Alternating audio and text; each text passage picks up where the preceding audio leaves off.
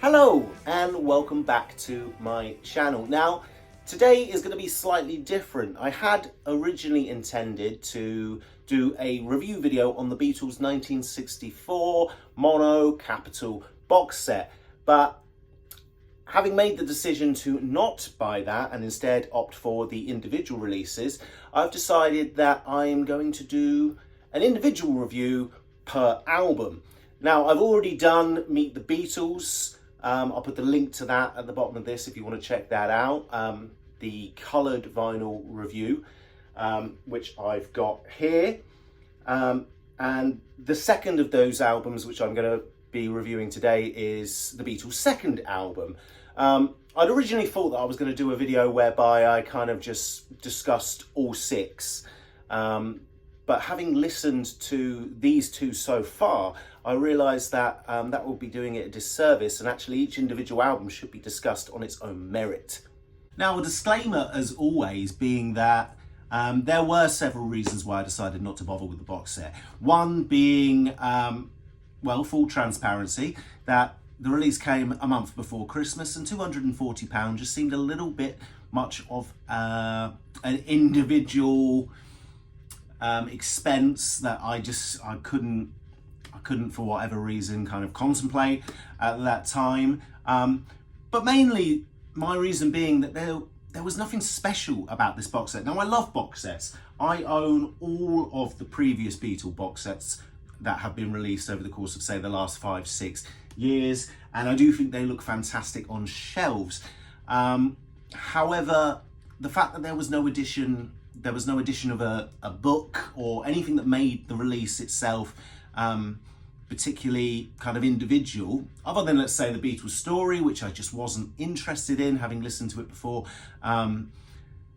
especially, you know, considering I just don't think I would listen to it more than, say, one time to check that the record works.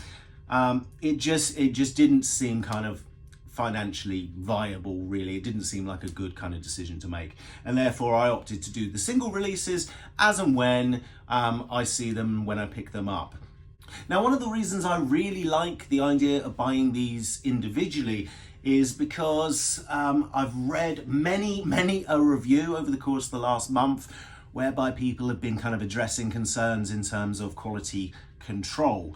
Many people have received box sets that they're not happy with, that whereby individual records skip or jump, or anyway, all sorts of problems with them. Now, I actually believe that there might be another reason worth considering for that, which I'll get onto in a minute. But anyway, I just felt like it was too risky. Now, having reviewed Meet the Beatles, I listened to the Beatles' second album, and I felt it deserved a review on its own. But before I get to that, if you haven't done so already, if you'd like to like this video, or even better, subscribe to my channel, that would be much appreciated.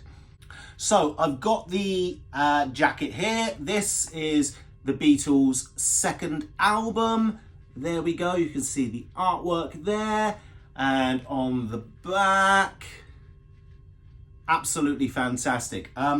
One thing to note, though, which I didn't mention in my last review when I discussed the Beatles, is that these album jackets aren't replicas. They've not got a picture stuck onto card. It is just printed, so it's not entirely replicated or replicating the original album jackets, but they look fantastic, and the records themselves, I think, are very good. So let's jump straight in. So one of the things that really stands out for me personally is that I just can't believe that I'm 37 years old. I've been a Beatles fan since I can remember, and I have never ever considered listening to the Capitol albums. I don't know why. Maybe that makes me the kind of exception to the rule. And if that's the case, I do apologise to all of you out there that really appreciate these albums, but for some reason I have never considered listening to them. The UK albums have always been the gold standard because that's what the Beatles wanted. That's how they wanted their music to be heard. However, my experience so far, as someone who admittedly only has 2 of these records thus far, someone who intends to get all 6, is that these are just brilliant. These are brilliant. And I think the thing that really kind of stays with me is how fresh, how engaging, how exciting these are to listen to. It's almost as though you are experiencing the band for the first time again, which is just, I mean, you can't put a price on that. And this album is no different. However, in comparison to, let's say, Meet the Beatles. Now, Meet the Beatles, I really enjoyed. I had nothing but positive things to say, per se. But one of the negatives I had was that the first side A of Meet the Beatles, I think, is just absolutely brilliant. But the album itself is let down a little bit by side B. Now, this record, the Beatles' second album, this record is just golden from side A to side B. Every track is just a rock and roll classic.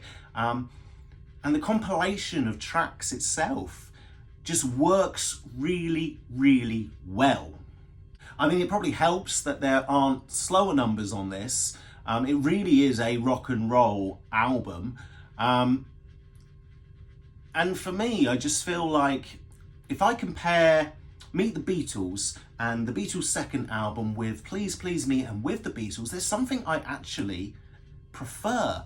Now, Please Please Me and With the Beatles have never been my favourite Beatles records. In fact, they're normally quite, they're much lower down on my list, on my ranking. If you've seen that video before, you'll know. And I think the reason for that is that there's a sterile kind of feeling to them. They're very clean, they're very pretty, and they seem almost too well done. With the Beatles, for example, it's majorly double tracked. It's double tracked to an inch of its life, and it all seems a little bit too clean. Whereas with these albums, obviously because of the work of Dave Dexter Jr., the added reverb, the tracks themselves feel a little bit messy. It feels as though you're listening to the band live, which I just think is actually incredible, and it makes it sound really energetic. It makes all the songs sound exciting and fresh, which is, to be honest, something I've not really experienced from a Beatles record for some time. Now, some people have noted that side A of this particular record plays a lot louder than side B. To my ears anyway, and on my turntable, I don't really notice it so much. There is a slight difference, yes, but I don't think it's so obvious that it's a distraction. But more importantly, on that note, I think it's important to add that these vinyls, all of these vinyls, including those that are in the box set, they have been mastered, they have been cut specifically hot. So they're loud cuts. So when I read reviews, for example, about people saying that their records are jumping, they're skipping, you know, the needle is just sliding across the grooves, my advice would be, well, just kind of hold that thought and check your turntable, check your system first, check your anti-skate, check all that jazz first, because these are hot records. They've been made intentionally to be louder, and therefore you're more likely to experience issues with jumping, skipping, if your turntable is perhaps not got the right settings attributed to it. So rather than kind of jumping the shark, if you will, and returning a record too quickly, I would advise check that first, because I've had no issues thus far with the two vinyls that I've purchased thus far. One of the things about these American releases that has really stuck with me as someone who's new to it is that in a way, you're better off thinking of them as compilations. You know, whereas the UK releases, you never got singles on them. These do have singles. These are what Dave Dexter Jr. considered to be the best Beatle takes of the time, all sandwiched together to make one great cohesive unit, if you will. It's just kind of a hits parade. Much like Meet the Beatles, this is exactly the same. In fact, I think this record is actually better. And, you know, a little bit about those tracks to give you some examples. Every song sounds different. There are noticeable differences to how these sound in comparison to their UK counterparts. So obviously the record itself starts with Roll Over Beethoven, Thank You Girl, You've Really Got a Hold on Me sounds just incredible. Devil in Her Heart, which I don't think is, well, it's not a particular favourite of mine, still sounds great. My only gripe in terms of any of the tracks on side A, because you've got Money and then you've got You Can't Do That, which kind of ends that side.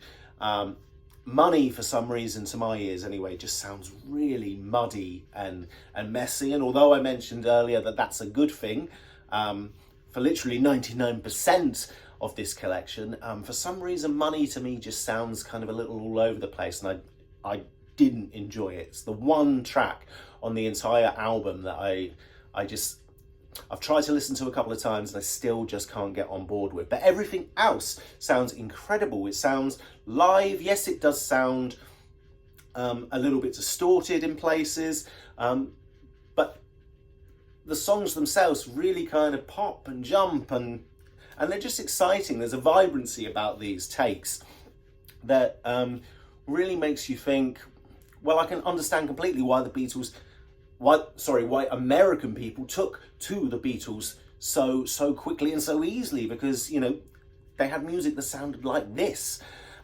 Side B, you've only got 5 tracks. You've got Long Tall Sally, I Call Your Name, Please Mr. Postman, I'll Get You, and She Loves You. So again, you've got some single releases, some A and B sides on there, which in many ways makes me think, wait, it's such a shame that we didn't get those. I know the Beatles themselves really, they had this thing about value for money, that they never wanted to release a single on an album so that people weren't duplicating what they were purchasing.